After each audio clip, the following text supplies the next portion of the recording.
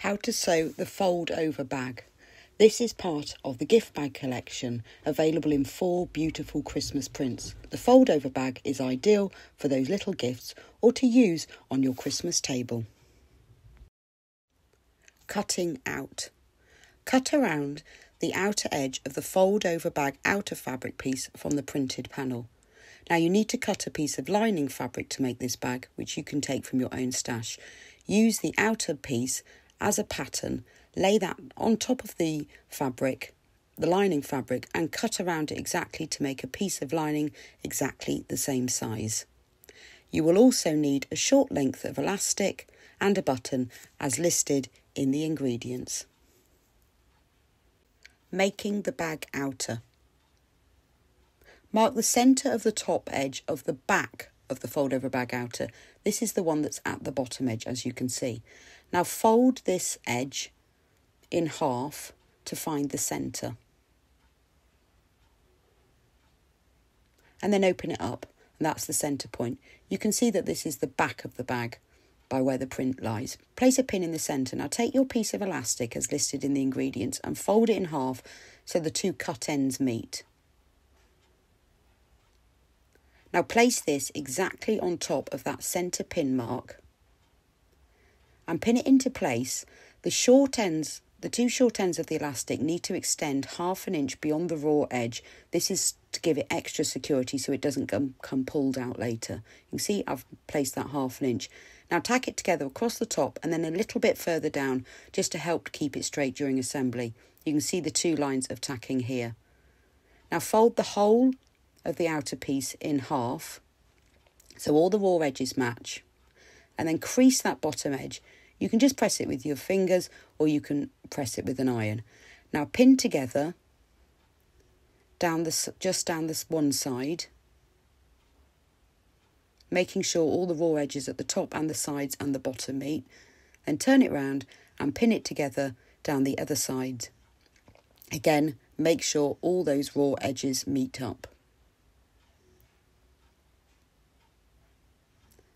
Now sew together down both sides only, not around the cutout corners, just down the sides. And then it will look like this.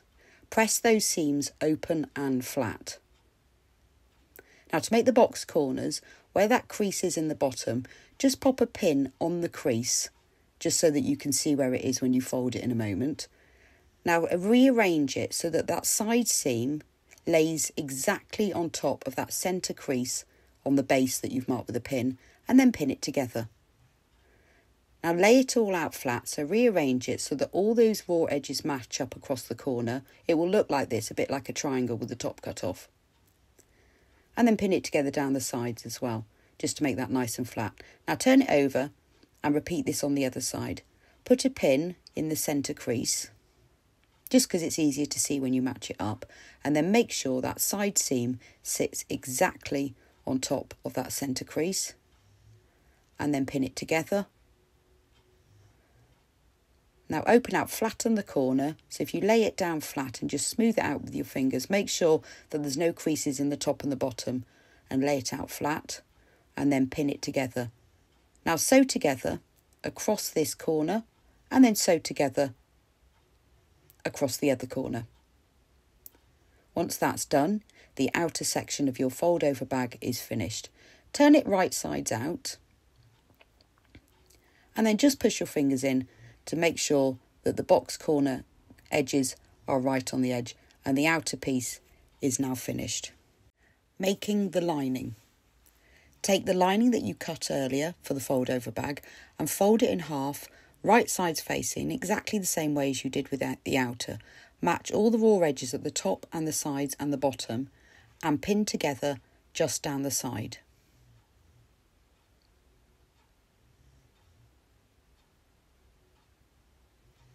And turn it round and pin together along the other side. Match the top and the bottom edges first and pin them together.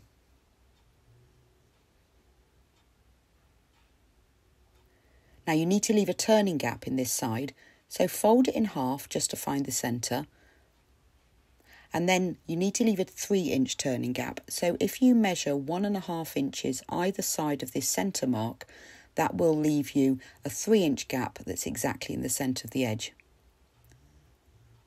So place vertical pins so that you remember to stop stitching and leave this turning gap unstitched. Now sew together down the side and then sew together down the other side, but stopping and starting either side of the turning gap so it's unstitched. Once that's done, press the seams open and flat. This will help to keep the turning gap section open as well, and the ends turned under. Now box the corners in exactly the same way as you did with the outer. So place a pin on that centre crease on the base, and then refold the corner so that the side seam matches up exactly with that centre pin, and pin them together. Then rearrange it, lay it all flat so there are no creases, and pin together either side. And turn it round and box the other corner in the same way. Place a pin along the centre crease because it's easier to see than a crease when you're matching them up. Place that pressed open side seam exactly on top of that centre marked pin and pin together. Now rearrange it so it's all nice and flat and pin across the corner. Now stitch across this corner and then stitch across the other pinned corner. Once you've done that, your lining's finished. So turn it right sides out. You can see there's the turning gap left unstitched, and just push out the corners and your lining is now finished. Assembling the bag. Place the outer and the lining right sides facing. So if you turn the outer wrong sides out and have the lining right sides out, you can put one inside the other. It doesn't matter which way round as long as they're right sides facing. Now first match up those side seams. Make sure they're lying exactly on top of each other and pin them together. And turn it round and match the other side seams of the outer and lining, making sure one is lying right on top of the other. Then pin them together. Now pin them together all the way around the top edge, making sure that the raw edges are matching.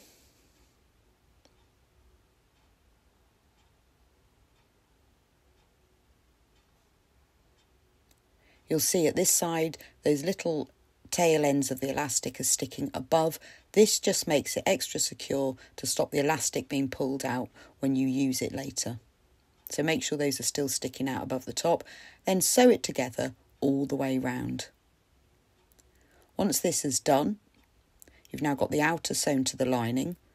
Pull the outer out of the lining and then put your hand inside the turning gap that you left in the lining. Grab hold of the bottom of the outer and pull it all right sides out through that gap.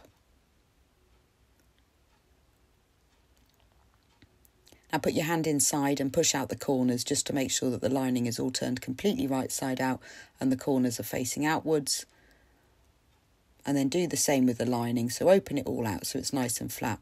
Now you need to stitch the turning gap closed. Because you folded the edges under earlier, that will be a bit easier because you folded them flat earlier. So just pin the gap together and top stitch by machine, or you can slip stitch by hand. Once the turning gap is closed, remove the extra tacking stitches from the elastic. I've already done that because the elastic needs to be facing upwards, and push the lining right inside the outer. Now with your fingers, roll the seam at the top so that the seam is sitting right on the edge. You can see the elastic needs to be facing upwards, which is why you have to remove the tacking stitches. You can press this as well if you like. Then top stitch all the way around the top edge. This will just hold the lining inside and also makes it look a little neater now. Now to give the bag its shape, you need to do some pressing at this stage. So take the bottom corner and lay it flat so it's in a straight line. You can see there's a printed square on the front of the bag. You just follow that line all the way up to the top.